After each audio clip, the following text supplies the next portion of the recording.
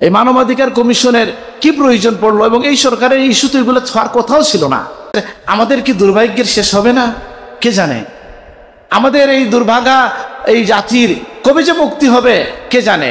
এতদিন শুনলাম না, বাস্তবেই দিল্লির গোলামির সম্ভাবনা দেখা দিল, সবাই মিলে তাড়াইয়ে দিল। এখন কি আমেরিকার গোলামি করব? তাহলে আমরা সরকারকে আজকের সভা থেকে, আমিও তালামিজের সভাপতির সাথে সুর মিলাই বলতে চাই যে আমরা স্বাধীন চেতা জাতি হিসাবে মাথা উঁচু করে দাঁড়াতে চাই। আপনারা আমাদেরকে কারো গোলাম বানাবেন না। তাহলে আমরা বলি, তালামিজ আপনাকে আহ্বান করছে, আসেন ইমানের পথে আসেন।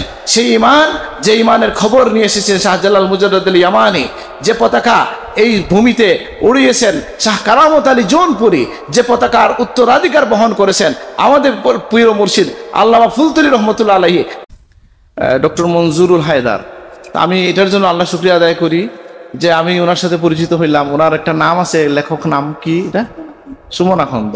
তো আমি কোনো ধারাবাহিক বক্তব্য না দিয়েই বলি যে আমরা যখন সাবকিবলার স্মারক সম্পাদনা করি তখন একটা কবিতা পড়ে আমি খুব রোমাঞ্চিত হই এবং মনে মনে খুব আকাঙ্ক্ষা লালন করি যে সেই কবি আমার দাদা সাহেবকে নিয়ে, আমাদের প্রিয় মুর্শিদকে নিয়ে এরকম একটা আবেগ লালন করে এমন একজন মানুষ, কিন্তু আমি তাকে চিনি না। আজকে তার সাথে দেখা হলো, আলহামদুলিল্লাহ।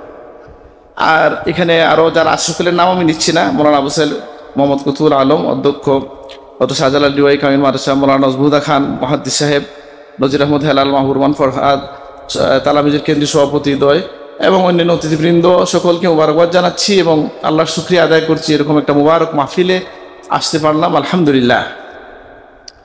আমি এসে যে বক্তব্য পেলাম তার আলোকেই কথা বলতে চাই। আমি শুনলাম যে আমাদের কবি কালাম আজাদ সাহেব যেটা বললেন আপনাদেরকে, জান্নাত কেন্দ্রিক কথা বলছেন। আমি এটা রেফারেন্স হয়ে এটা বলতে চাই, আপনি বুখারী শরীফ যদি খুলেন, হযরত বড় সাহেবের দর্শের মধ্যে আমরা পেয়েছি কি, আন্নাসু সিনফান আবনা উদ্দুনিয়া ও আবনা উল আখিরাহ ফাকুনু আবনা আল আখিরাহ। এইভাবে হযরত আলী রাদিয়াল্লাহু আনহু বলেছেন, মানুষ হচ্ছে দুইটা প্রকার, দুইটা ভাগ। একটা হচ্ছে কেউ দুনিয়ার পূজারী, কেউ হচ্ছে আখেরাতের পদযাত্রী। তিনি বলছেন তুমি আখেরাতের অভিমুখের যাত্রী হও, আল্লাহ আমাদেরকে তৌফিক দান করুন, আমিন। আখেরাতের কি চাই আমরা, যেটা তালামিজের সভাপতি বললেন, আখেরাতও সুন্দর হোক, দুনিয়াও সুন্দর হোক। আখেরাত সুন্দর করতে গেলেই আমাদের দুনিয়াটা সুন্দর করা লাগবে। দুনিয়া তো আল্লাহ সুন্দর করে দিবেন, আমাদের প্রচেষ্টা থাকবে। আর দুনিয়ার ভাগ আপনি ভুলে যাবেন না, ওয়ালা তানসা নসীবাকা মিনাদ দুনিয়া। আল্লাহ তাআলা কোরআন কারীমে বলছেন যে তোমার দুনিয়ায় যে তোমার ভাগ আছে সেটা তুমি ভুলে যেও না, কিন্তু আল্লাহকেও ভুলবেন না। আল্লাহ তাআলা বলছেন ওয়াবতাগি ফিমা আতাকাল্লাহু দারাল আখিরা ওয়ালা তানসা নসীবাক। আর আল্লাহর কাছে যেটা আছে সেটার জন্য তোমরা আগ্রহী হও, দুনিয়াকেও ভুলে যেও না। সুতরাং আমরা এই সমন্বয়টা করতে চাই আমাদের জীবনে। আমি আসার সময় আমাকে যিনি নিয়ে আসলেন এখানে, মহানগরের নেতা, নাম কি, মুনতাসির খান, আচ্ছা, উনি আমাকে জিজ্ঞেস করলেন যে আমরা ছাত্রদেরকে, এখনকার নতুন তরুণ প্রজন্মকে তালামিজের মেসেজটা কি হতে পারে। আমি এটা বলতে চাই তালামিজের নেতৃবৃন্দের উদ্দেশ্যে, আমি এটা বলতে চাই যারা নতুন এসছে তাদের উদ্দেশ্যে, যে আমরা বা হযরত আমাদের পীর মুর্শিদ হযরত সাইফুল্লাহ ফুলতুলি রহমতুল্লাহ আলাইহি এই সংগঠন কায়েম করেছেন, আমরা কি মেসেজ দিতে চাই তালামিজের নেতৃবৃন্দকে বলবো, নতুন যারা আছেন তাদেরকে বলবো, আমাদের কথা এটাই যে আপনি আপনার জীবনটাকে আল্লাহর গোলামির জীবন বানান। আপনি একজন ভালো মুমিন হন, আপনি একজন ভালো সন্তান হন, আপনি একজন ভালো ছাত্র হন, আপনি একজন সুনাগরিক হন। আর এই সব কিছুর সমাধান আছে কোথায়? ইসলামে। আর আমরা ইসলামের তো অনেক ব্যাখ্যা এখন পাওয়া যায়, ভার্সন পাওয়া যায়। আমরা কোন ভার্সনটা অনুসরণ করি সেটা আমরা বলতে চাই। সেটা নতুন কিছু না, সেটা হচ্ছে যে খবর নিয়ে এসেছেন, যে পতাকা নিয়ে এসেছেন এই এলাকায়, ইসলামের, দিনের, তাওহীদের, রিসালাতের বাতি যিনি জ্বালিয়েছেন হযরত শাহজালাল মুজাদ্দেদ আল ইয়ামানি, তার খবর, তার পথ, তার পন্থা, তরিকা, সেই পথে আমরা মানুষকে আহ্বান করব। এখন যদি কেউ প্রশ্ন করেন আপনারা কি শাহজালাল রহমতুল্লাহ হয়ে গেছেন, বলে না, এটা ইমাম শাফি রহমতুল্লাহ আলাইহির কথা অনেকেই বললেন। আমার কাছে ওইখানে আমি যখন শুনলাম, আমি এটা বের করলাম যে তিনি একটা কবিতা বলছিলেন, উহিব্বুস সালিহিন ওয়া লাস্তু মিনহুম। হ্যাঁ, আমি সালেহীনদেরকে ভালোবাসি, আমি তাদের মধ্যে লোক না, কিন্তু কি হবে, লাআল্লি আনালু বিহিম শাফাআতান, আশা করা যায় এর মাধ্যমেও আমি শাফাআত লাভ করব। আর কি, আর হচ্ছে আমি যদিও গুনাহগার, তিনি বলছেন তিনি তো এরকম না, কিন্তু নিজেকে মানুষ ছোট করে এভাবেই বলেন। তিনি বলছেন আকরাহু মান তিজারাতুহুল মাআসি, যারা গুনাহ করে, যারা ভোগ বিলাসের লিপ্ত আছে, আমি তাদেরকে ঘৃণা করি। যদিও আমল তাদের সমান, মন আমার তাদের সাথে নাই। আর যদিও আমার আমল সমান না, নেককারদের আল্লাহওয়ালাদের সাথে আমি থাকতে চাই, আমি তাদেরকে ভালোবাসি। আল্লাহ কবুল করুন, আমিন।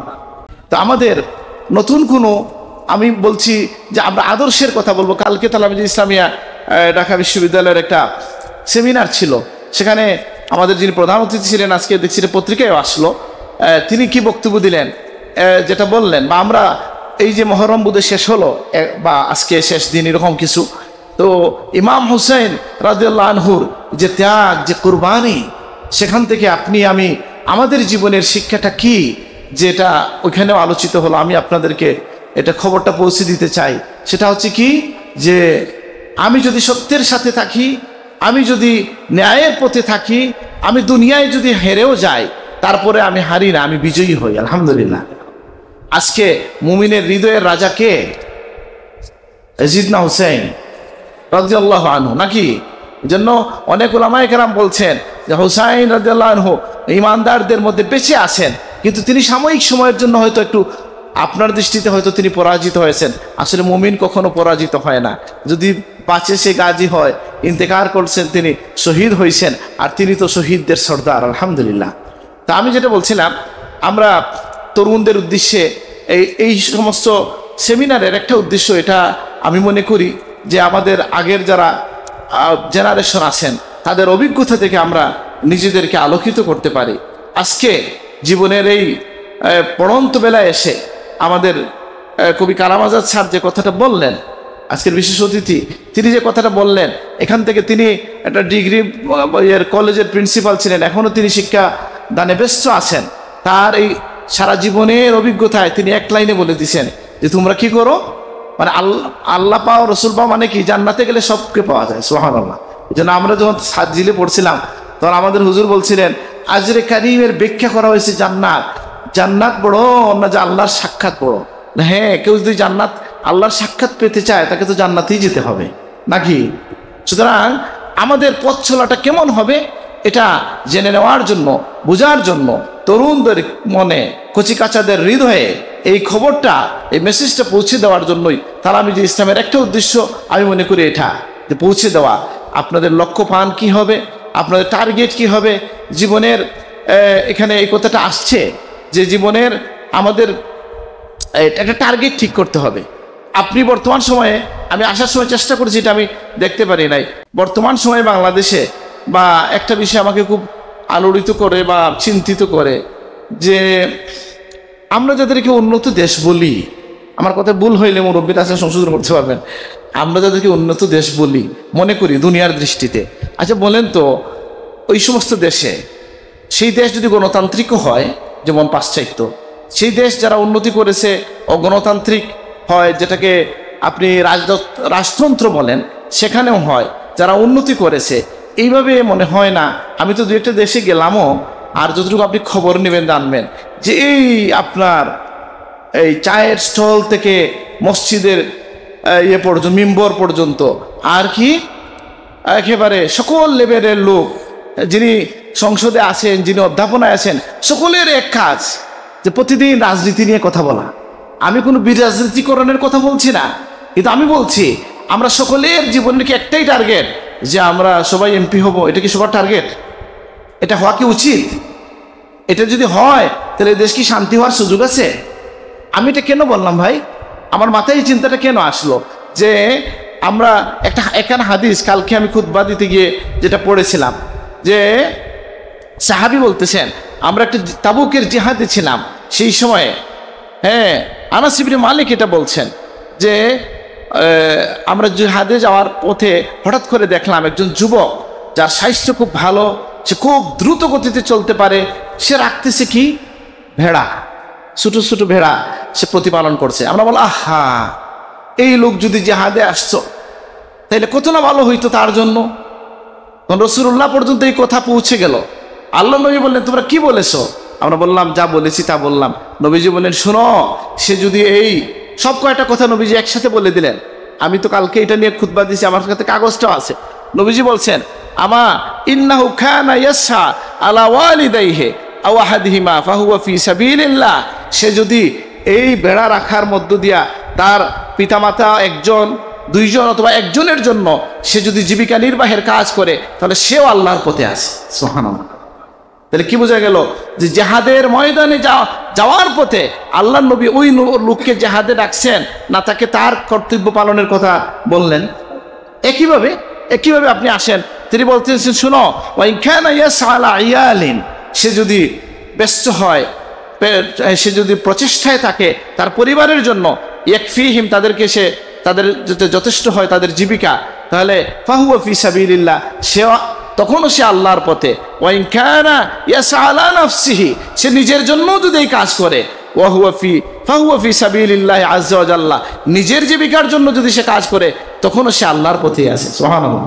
তাহলে আমি জিজ্ঞেস করি, যিনি মাদ্রাসায় পড়াচ্ছেন বুখারী, যিনি দরসে হাদিসে আছেন, যিনি মসজিদের ইমাম আছেন, আজকে এরকম করতেছে কিনা? ইমাম সাহেব বক্তব্য দেয়া ইমামের চাকরি চলে যাচ্ছে, হচ্ছে কিনা? হইতেছে কিনা? বলবে এটা ভালো না মন্দ? বলে অবশ্যই খারাপ। আবার এটার মধ্যে দুই পক্ষের খারাপই আছে। যে সমাজে, এই কথাগুলো ব্যক্তিগত পর্যায়ে বলে, আমি জানি না এখানে কেন আসলে, আমাকে মাফ করবেন, যে সমাজে বহুমত আছে, বা আমরা যেটাকে গণতান্ত্রিক সমাজ বলি, শুধু গণতন্ত্র বলতে আমি ভয় পাই, কারণ প্রচলিত গণতন্ত্রের সাথে ইসলাম যায় কিনা এটা নিয়ে বিতর্ক আছে, আমার বুদ্ধিটার সাথে মিলে না।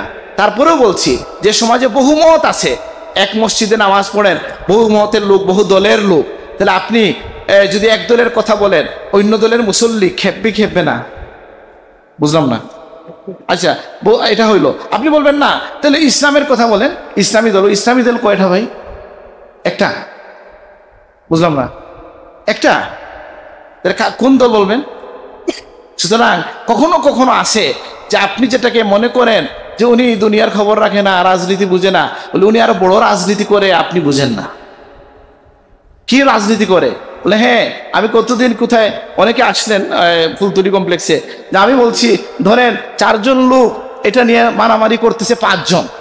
আল্লাহর ওলিদের যে মানহাজ আমরা যেটা বুঝেছি, যে তোমার এই রুটি টানাটানিতে আমি শরীক হব না, যার হাতে এটা চলে যাব তাকে আমি বলবো, ভাই এটা ঠিক মতো সবাইকে দিয়েন।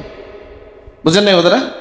মানে আমি বুটাবুটির দিকেই যদি আমি যাই, যে ঠিক আছে আপনারা কামড়াকামড়ি করে একটা জায়গায় যান, আমরা কারোর সাথে দ্বন্দ্বে যাচ্ছি না, যিনি যাবেন তাকে আমরা নসিহত করব, তাকে আমরা কি করব, ভালোবাসার সাথে বুঝাবো, ভালোবাসা না হয় গরম হয়ে বুঝাবো যে তুমি সঠিক পথে চল। তাহলে আমি বলছিলাম যে আমাদের ছাত্রদের মনে যেন, আমার ভয় হয়, বাংলাদেশের বর্তমান সময়ে কি দেখেন আপনারা, যে মানে যারা সময় দেন ফেসবুকে বা এগুলায়, তারা জানেন যে প্রত্যেক দিনের একটা ওজিফা হিসাবে এই ফেসবুক আমাদেরকে কি করতেছে, যে সকল মানুষের একদিকে দৃষ্টি চলে যাচ্ছে। এটা হওয়া আমি মনে করি সমাজের জন্য খুব একটা কল্যাণকর হয় না। যার যার কাজ, এখনকার যিনি ছাত্র আছেন তিনি কারো রাজনীতির ক্ষমতার সিঁড়ি হিসেবে ব্যবহৃত হবেন, তাহলে আমি যে ইসলামে এটা চায় না। এটা আপনাদের প্রতি আমাদের অনুরোধ যে আপনার নিজের জীবন গঠন করেন, আপনার পরিবারের হক আপনি আদায় করেন, আপনার জ্ঞানের রাজ্যে বিচরণের অস্ত্র আপনি করেন, হাসিল করেন, তাহলে আপনি একটা পর্যায়ে গিয়ে আপনি জাতিকে আপনি হয়তো কিছু দিতে পারবেন, নিজেকে কিছু দিতে পারবেন, পরিবারকে কিছু দিতে পারবেন, উম্মাহকে কিছু দিতে পারবেন। তা আমি বেশি লম্বা কথা বলতে চাই না। আমাদের যারা, আমি যে আয়াত পড়েছি সে আয়াতটা কাদের সম্পর্কে আসছে? ইন্নাহুম ফিতয়াতুন আমানু, তারা ছিল কিছু যুবক, আমানু বিরাব্বিহিম। কারা? মনে পড়ে গেছে আলেমদের, সূরা কাহাফে এসছে কয়েকজনের কথা, 5, 6 বা 7 জন। আল্লাহ যাদের প্রশংসা করেছেন তারা কেমন ছিল? যুবক ছিল। আল্লাহ বলছেন ইন্নাহুম ফিতয়া, তারা ছিল যুবক, আমানু বিরাব্বিহিম, তাদের রবের উপর তারা ঈমান রেখেছে, ফাজিদনাহুম হুদা, আমি তাদের হেদায়েতকে আরো বাড়াইয়ে দিয়েছি। সুবহানাল্লাহ। তাহলে আমরা বলি, তাহলে আমি যে আপনাকে আহ্বান করছে, আসেন ঈমানের পথে আসেন। সেই ঈমান, যে ঈমানের খবর নিয়ে এসেছেন শাহজালাল মুজাদ্দিদ আল ইয়ামানি, যে পতাকা এই ভূমিতে উড়িয়েছেন শাহ কারামত আলী জৌনপুরী, যে পতাকার উত্তরাধিকার বহন করেছেন আমাদের প্রিয় মুর্শিদ আল্লামা ফুলতুলি রহমতুল্লাহ আলাইহি। আমরা সেই পতাকার উত্তরসূরি, সেই পতাকার বাহক। আপনাকেও আহ্বান করি এই যুবকদের, এই তরুণদের দলে, এই পতাকার তলে আপনি আশ্রয় নেন। আমরা আশা করি, যদিও আমরা তাদের মতো না, আমরা তাদের শাফাত, তাদের সাথে থাকার সৌভাগ্য অর্জন করব। কারণ হাদিসের মধ্যে এসেছে আলমার উমা আমান আহাব্বা, দুনিয়ায় যার সাথে যে থাকে তার সাথে তার কি হয়, হাসর হয়। তো আমি কি বেশি লম্বা করতেছি? কতক্ষণ বলবো বলেন সভাপতি সাহেব? 5 মিনিট? না, 5 মিনিট শেষ করি আর কি। আমি একটা কিছু অনেক সময় জীবন দিয়ে, এই যে বললাম না, অনেক কথা আপনার কাছে মনে হয় মুরব্বী বলছেন, বুঝেন নাই। অনেক কথা বুঝতে সময় লাগে আমাদের। আমি স্মরণ করিয়ে দিই, আমাদের আব্দুল কাইম ভাই আছেন, তারা আমি সাবেক সেক্রেটারি, মুরব্বী যারা বলতে পারবেন। আমি যদি মুরব্বী না, পরিবারের কারণে কাছে থেকে শুনছি। সাহেব সবসময় একটা ওয়াজ করতেন, দুনিয়া হইলো একটা রং দোরা, একটা সং দোরা। মনে আছে কারো? এইভাবে বলতেন সাহেব। কি রং দোরা সং দোরা কি? আমি আল্লাহ আমাকে নিলেন একবার হজে গিয়ে দেখলাম, সত্যি তো হজকে তো বলা হয় আখিরাতের মানে কিয়ামতের একটা মাশহাদ সগীরা। মৌলানা তো ছিলেন, ওনার সাথে আমি এটা শেয়ার করছি যে দুনিয়ায় কিয়ামতের একটা মাশহাদ হচ্ছে, বাংলা কি বলবেন, দৃশ্যপট হচ্ছে কি হজ। ওখানে সব আপনার অনিশ্চয়তা, কি হবে, কষ্ট, চিৎকার সব আপনি শুনবেন। এই জন্য সূরা হজের সূচনাও হয়েছে কিয়ামতের বর্ণনা দিয়ে, ইয়াউমা তাযহালু কুল্লু মুরদিআতিন আম্মা আরদাত ওয়া তাযাউ কুল্লু যাতি হামলিন হামলাহা ওয়া তারান নাসা সুকারা ওয়া মা হুম বিসুকারা। লম্বা বিষয়। তো আমি বলছিলাম, ওখানে গিয়ে আমরা দেখলাম, আমরা যে একটা গ্রুপ আছি, এই গ্রুপের লোকজন, আমাদের পরিচিত আরেকজন গেছেন আরেক গ্রুপে, ওই হজের মধ্যে আর দেখা হয় না। কারণ ওই যে দুনিয়ায় এই বাংলাদেশে থাকতে যে গ্রুপ একসাথে হয় নাই, হজে কি একসাথে থাকা যাচ্ছে না? আমি কি বুঝাইতে পারছি? বিরক্ত হচ্ছেন? মানে এখানে যে একসাথে হইতে পারি নাই, ওখানে কেউ একসাথে নাই।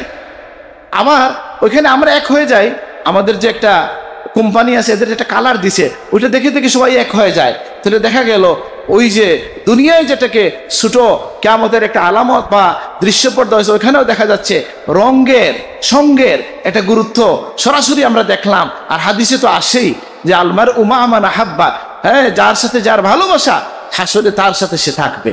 সুতরাং আমরা আহ্বান করি, আসুন যে মদিনার রাহি এই কাফেলা পরিচয় এর ব্যাপারে কোনো গ্রে অপশন, কোনো ইয়ে নাই, কোনো অস্পষ্টতা নাই। আমরা কাদের উত্তরসূরি, আমরা কাদের পতাকা বহন করি, আমরা আপনার কাছে কি চাই। আর আমার কথা শেষ করে আনলাম, যেহেতু এরা তরুণ, এরা যুবক, নবীদের কথা কাহিনী যদি আপনি পড়েন, বলেন তো আপনার রসুল সাল্লাল্লাহু আলাইহি সাল্লাম তাকে যারা সঙ্গ দিছেন সকলেই যুবক ছিলেন। আবু বকর সিদ্দিক রাদিয়াল্লাহু 27 বছর বয়স, 37 বছর বয়স ছিল। এই ওমর রাদিয়াল্লাহু আরো কম বয়স ছিল। আলী রাদিয়াল্লাহু 10-এর কাছাকাছি বয়স ছিল। হযরত আব্দুর রহমান ইবনে আউফ 30-এর মতো বয়স ছিল। যুবকরাই আল্লাহ রসুলকে সহযোগিতা করেছেন। এবং উলামায়ে কেরাম বা হযরত ইবনে মাসউদ রাদিয়াল্লাহু বলেছেন, মা মিন নাবিয়্যিন ইল্লা শাবান, যে কোন নবী তিনি যুবক অবস্থায় এসেছেন।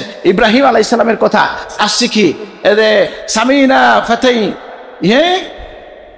ইয়াজকুরুহুম ইউকালু লাহু ইব্রাহিম।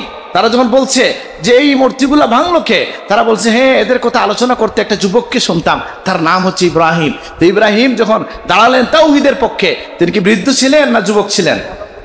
হ্যাঁ, আমার রাসূলুল্লাহর সাহাবীগণ, আর যৌবন মানে 40 বছর পর্যন্ত তাই ধরা হয়। নবীগণ সকলেই কি যৌবনে তারা আল্লাহর পথে সময় ব্যয় করেছেন। আমরা আহ্বান করি, আপনাদের যৌবনের এই উষালগ্নে আপনারা আল্লাহর পথের পথিক হন। যে যুবকের কথা হাদিসের মধ্যে এসেছে, সাবাতুন ইউজিল্লুহুমুল্লাহ তাহতা জিল্লা আরশি ইয়াউমা লা জিল ইল্লা জিল্লুহু, আল্লাহর আর ছায়া ছাড়া দিন ছায়া থাকবে না। 7 শ্রেণীর মানুষকে জায়গা দেওয়া হবে, এর মধ্যে ওই যুবক ওয়াশাবুন নাশআ ফি ইবাদাতিল্লাহ, যে যুবক আল্লাহর ইবাদতের মধ্যে নিজের জীবন কাটায়। ইন্নাল্লাহা ইউহিব্বু শাবান, ওই যুবককে আল্লাহ তাআলা করেন, পছন্দ করেন, যে কি করে তার জীবনটাকে কাটায় ফি তাআতিল্লাহ,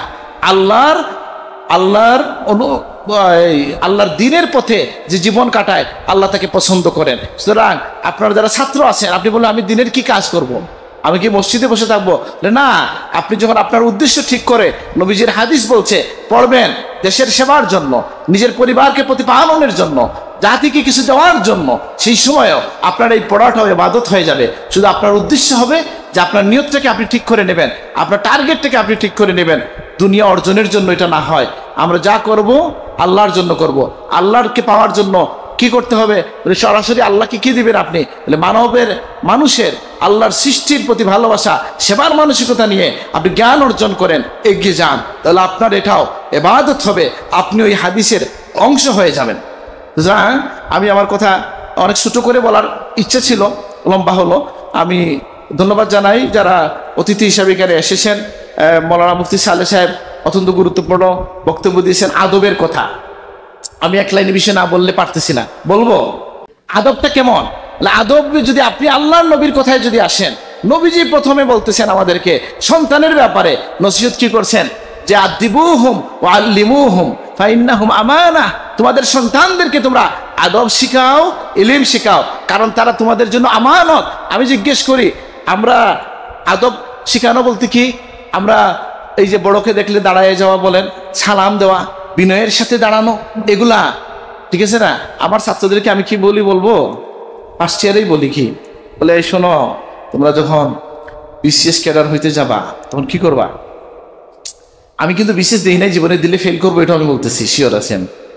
আমি দিই নাই, কিন্তু আমি তো জানি ওরা আমার সাথে সাথে ছেলেরা তো পড়াশোনা করছে, দেখছি আমি। তো বিসিএসে দেখবেন, এরা বলতে পারবেন না, যারা একটু মাস্টার্স লেভেলে আসছেন আমাদের নেতৃবৃন্দ বলতে পারবেন। বিসিএস এর একটা বিষয় হচ্ছে কি, যে আপনি ইন্টারভিউ মানে কি ভাইবা কিভাবে ফেস করবেন, এটার উপর আলাদা বইপত্র আছে কি না? কেন আপনি গিয়ে বসবেন, কেন সালাম দিবেন, বসবেন, কি বলেন স্যার? আমরা যে ভাইবা নেই, ছেলেদেরকে আমরাও শিখাই যে তুমি প্রথমে সালাম দিবা, অনুমতি ছাড়া বসা যাবে না, কলম সাথে থাকা লাগবে, পুরাটা চেয়ার জুড়ে বসা যাবে না, অর্থম্বরী হয়ে বসা যাবে না। আমি জিজ্ঞেস করি, আপনি চাকরির জন্য এত আদব শিখেন কেন? জীবনের উসালগ্নে আল্লাহর জন্য, রসুলুল্লাহর কথা মানার জন্য আদব শিখেন, একই সাথে দুনিয়াও হবে, আখেরাতও হবে। ঠিক আছে, আমরা আদবের বিষয় বললাম। আমার তালামিজের নেতা তো খুব জ্বালাময়ী বক্তব্য দিলেন, আলহামদুলিল্লাহ, এবং দিতে হয় নেতা হইলে। আমি সেই জ্বালাময়ী বেশ বাসায় না বললেও এই বিষয়টাকে আমি টাচ করতে চাই।